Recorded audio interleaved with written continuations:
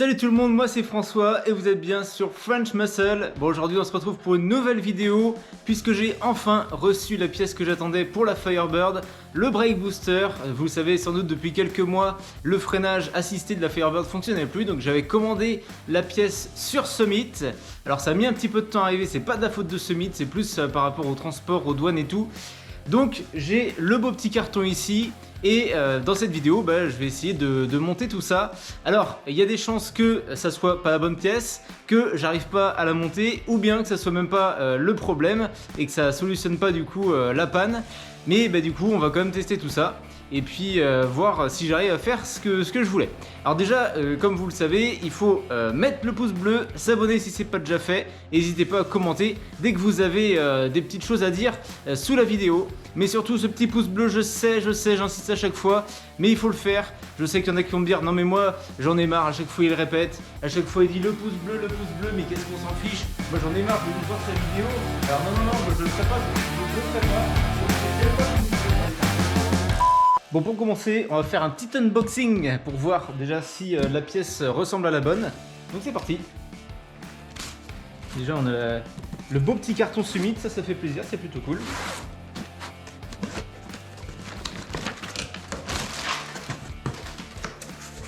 Attention, encore un carton dans le carton.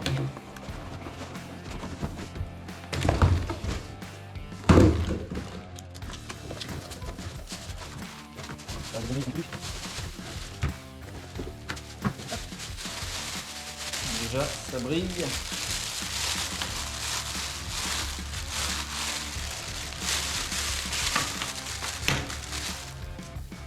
Là, voilà la pièce. Bon, c'est pas tout à fait le même doré que l'autre, je le comparerai, mais la forme a l'air d'être déjà pas mal. Donc voilà la pièce qu'on va remplacer. Alors je sais pas comment vous dites, servo-frein, brake booster, je sais pas. Et voilà le nouveau. Donc bon, j'ai vérifié 2-3 petites cotes. Globalement, ça doit être la même chose. Donc on va voir ça plus en détail. Avant de continuer, je vais revenir rapidement sur la panne et puis ce que j'ai fait jusqu'ici pour essayer de la réparer. Alors c'est arrivé assez subitement sur un trajet, un premier freinage où là j'ai senti qu'il y avait quelque chose de bizarre, mais sur le coup je me suis pas posé plus de questions, je pensais que peut-être que j'avais mal engagé la pédale ou quoi. Mais sur le freinage d'après, là il y avait plus de doute du tout, la pédale était hyper dure et là j'ai senti que ça allait pas du tout. Heureusement j'étais pas loin de la maison, mais sur le trajet j'avais en plus des retours à l'échappement, enfin bref il y avait plus rien qui allait. J'ai pu rentrer sans trop de problèmes. Mais après ça, j'ai commencé à regarder ce qui pouvait ne pas aller. Donc au début, j'ai regardé au niveau du clapet anti-retour sur le servo-frein et j'ai vu qu'il était abîmé. Alors j'ai commandé cette pièce, j'en ai trouvé en France. Malheureusement, ça n'a pas solutionné le problème. En plus de ça, donc je me suis dit, je vais continuer à rouler la voiture en faisant attention, comme j'expliquais dans les vidéos précédentes où vous me voyez la conduire. Mais quand je laissais la durée de dépression entre le servo-frein et l'admission, là sur le mien ça va sur l'admission, souvent ça va sur le carbu, mais bref, c'est ça qui faisait des retours à l'échappement, alors que quand je débranchais la turite, que je la bouchais, ça ne faisait plus ces retours d'échappement. Bref, ça devait dérégler je pense le carbu. Donc j'ai bouché ça en attendant, et là du coup je pouvais la rouler quasiment normalement. Suite à ça, donc je me suis mis en tête en me disant ça vient vraiment du servo-frein. Donc j'ai décidé de le commander et on est là où on est aujourd'hui pour la réparation. Bon, je suis déjà en train de transpirer alors que j'ai encore rien fait. Mais pour commencer, on va déjà défaire la goupille qu'il y a dans l'habitacle. Là, c'est la nouvelle pièce, donc c'est pour vous montrer. En fait, ceci c'est attaché à votre pédale de frein. Et donc il y a une petite goupille avec une pièce ici pour la maintenir. Donc je vais commencer par enlever tout ça.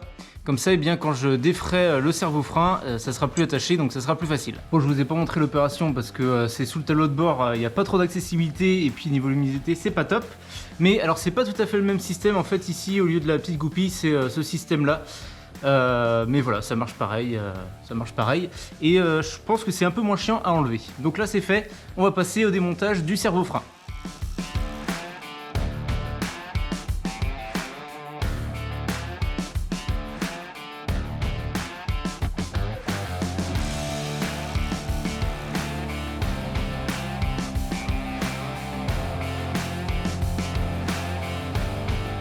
Voilà la bête. Et comme vous pouvez le voir, donc j'ai laissé la tige sur l'ancien. pour essayer de mettre l'autre à peu près pareil. Et logiquement, eh bien, ça devrait être bon quasiment dès le début. Bon, les deux ont l'air de quand même bien correspondre, hein. Donc ça devrait être bon.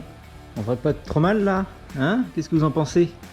Bon, là il y a de moins en moins de doutes, hein. Je pense que c'est vraiment le bon fit.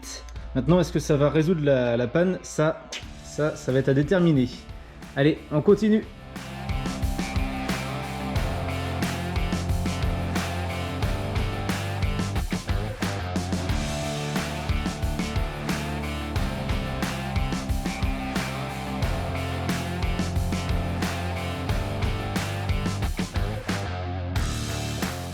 Bon, est-ce qu'on me voit bien galérer là? J'espère que ça passe à la caméra parce qu'en vrai c'est assez galère. Enfin, c'est plus le placement là, comme vous voyez peut-être, pour bien remettre tout ça en place vu qu'on n'enlevait pas le master vac. Eh bien, faut réussir à caler tout ça, mais ça le fait. On voit bien que on n'est pas en hiver cette fois-ci, mais bon, c'est cool. Pour le moment tout se passe bien. Là je vais revisser tout ça et puis on va voir comment ça se passe. Et voilà, tout est réinstallé. Bon, c'est pas bien compliqué, hein, c'est que du déboulonnage, reboulonnage. Il y en a juste un au fond en bas là, qui est un peu plus chiant à atteindre, mais bon, ça se fait, c'est pas grand chose. Et je vous montre vite fait donc à l'intérieur comment ça se présente. En fait, le but, je sais pas si on verra bien, ouais, c'est peut-être pas évident, mais le but c'est que la goupille arrive pour que eh bien, la pédale soit juste sur le contacteur pour les feux stop. Vous voyez que c'est un petit peu le bordel en bas aussi. Et donc là c'était bon vu que j'avais pris exemple sur l'autre. Je pense que ça va le faire direct. Je vérifierai quand je démarrerai la voiture. La dernière petite chose, ça va être de remettre la durite qui va d'ici jusque là. Donc ça va pas sur le carbu comme sur certains. Ici ça va sur l'admission, mais voilà, bon, ça fonctionne pareil. Et voilà, c'est tout beau, c'est tout propre. Mais est-ce que ça va fonctionner? Ça, on va le voir tout de suite.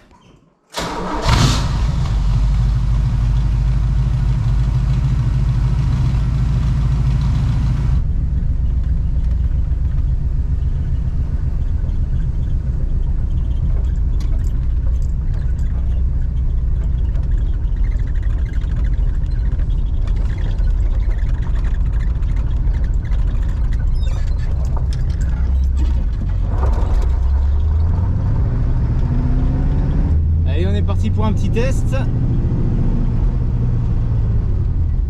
Oh. Ah, ça y est, ça marche. Ça marche, là on sent carrément la différence.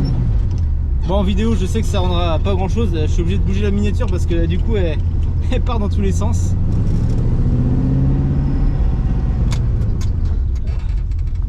Ah ouais, bah là non, je pense vous verrez peut-être pas, mais quand vous avez connu le fait de devoir vraiment pousser à fond sur la pédale pour ralentir un petit peu, alors que là on sent vraiment la réponse.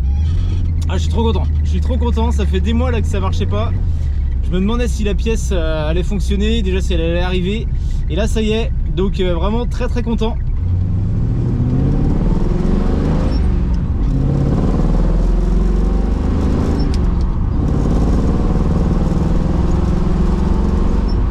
Je suis content du freinage, mais je suis toujours content de l'accélération, hein. Ça, oh là là, toujours pareil. Et là on est cut-out fermé, hein, je vous rappelle. Allez, je vous refais une petite séquence première personne. Après la vidéo de l'autre jour avec la Chevelle de Kevin où j'avais remarqué quelques petites erreurs, donc je vais essayer des petites modifications et puis vous me direz ce que vous en pensez. Alors déjà le cadrage, hein, vous voyez un peu plus bas, comme ça vous voyez un peu plus l'habitacle, et puis et des routes un peu plus sinueuses parce que aller tout droit c'est pas très intéressant pour vous qui regardez, hein. Donc c'est parti.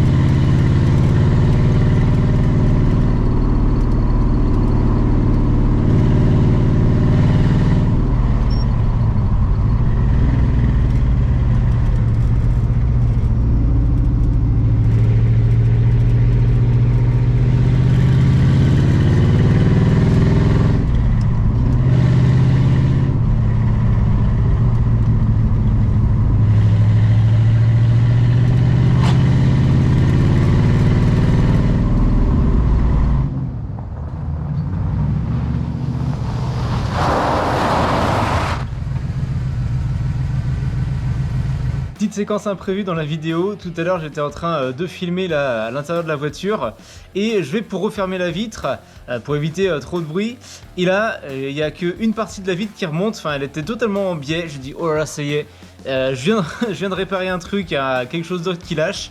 Bon là je suis rentré et j'ai enlevé la garniture de porte et en fait c'était juste une petite vis qui tient en fait le bras qui monte la vitre qui était défaite, donc elle a dû se dévisser petit à petit. Je vous montre ça, je sais pas si on verra bien, mais voilà, c'est cette petite vis là. Et donc elle était tombée à l'intérieur, heureusement elle s'est pas barrée. Et juste en la remettant, et ben, ça a résolu le problème. J'espère qu'elle tiendra, je sais pas si vous avez un conseil peut-être pour mieux la faire tenir. Bon en tout cas la garniture, hein, c'est pas bien compliqué à enlever. Il faut enlever la poignée, il y a une petite goupille à l'intérieur. Après il y a quelques vis à enlever et puis la poignée qui sert à ouvrir la porte aussi qui est un petit peu chiante à enlever. Mais ça se fait tout seul et du coup j'ai pu trouver le problème rapidement. Voilà les petites choses qui arrivent quand on a une enseigne comme ça. Et maintenant, hop, ça monte bien. Bon c'est cool, je suis super content, une bonne chose de faite. Ça faisait des mois là que je faisais traîner un peu tout ça, le temps de commander la pièce et puis une fois que ça a été commandé, le temps qu'elle arrive ça a mis aussi pas mal de temps, je pense qu'elle est restée en douane, donc ça a mis un peu plus d'un mois, mais c'était pas de la faute de Summit, hein, vu que c'était une fois qu'elle était expédiée en tout cas. Summit ils ont envoyé rapidement, c'était la première fois que j'utilisais Summit et donc pour info, puisque je vous donne quand même les petites infos là-dessus, tout compris puisque j'ai pu payer les douanes chez Summit. Ça m'a coûté, je crois, à peu près 175 €, si je dis pas de bêtises, c'est pas à 5 ou 10 € près, hein. Mais voilà, c'est ça à peu près. Donc j'espère que cette petite vidéo informative, réparation, tout ça vous a plu. Si c'est le cas, hein, n'oubliez pas de mettre le pouce bleu sous la vidéo, de vous abonner si c'est pas déjà fait, d'aller voir les réseaux sociaux, Facebook ou Instagram avec un peu plus de photos et de vidéos. Moi je vous dis à la prochaine sur French Muscle. Ciao.